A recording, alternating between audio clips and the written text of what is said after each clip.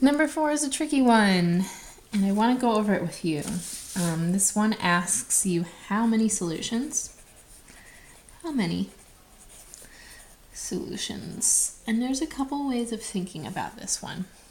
So the first way of thinking about it is just as a problem that we're solving. So something like A, I'm going to do a different kind of problem, but it's x plus 2 squared equals 5. Actually, let's do it where it's an actual number where we can take the square root. So 16. Right? When we did number 1, we did looking inside what squared equals 16. Well, we say 4 squared equals 16, and also negative 4 squared equals 16, because negative 4 times a negative 4 is going to give you that positive 16. You don't actually have to solve it.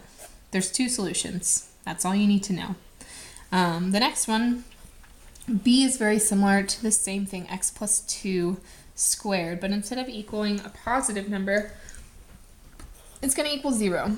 And if we were to look inside, right, if we were to look inside of here, what would you see? What squared equals 0? Well, 0 squared equals 0.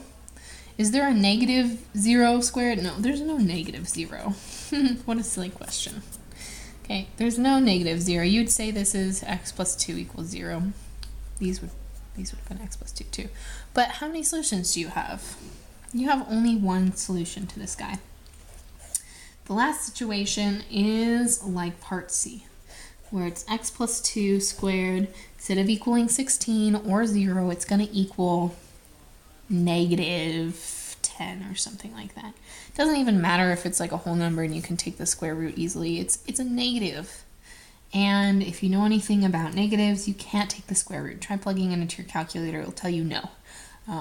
It's not a real number. So this one has no solutions at all. This one has one solution because it's only equal to 0, and this one has 2 solutions. If you look at a graph of these things, all these graphs would be sitting on the x-axis. Okay, it's the same, like if you had y equals x plus 2 squared. This is the graph. It'd be sitting on the x-axis. Okay, that's what this parabola looks like in all these situations. And in this case, if we're saying it's equal to 16, this is the line y equals 16. It goes through and it intersects 2 times. Do you see how it goes through 2 times? You also know the x-axis right here as being y equals 0. So this was y equals 16. It's up here.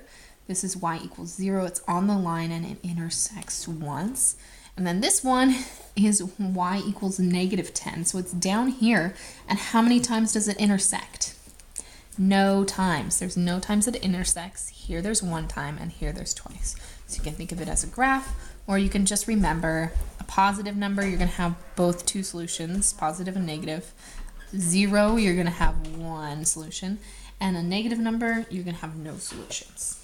And that's number 4 in a nutshell. If you want to practice, I kind of gave it away, but try and decide how many solutions each of these has.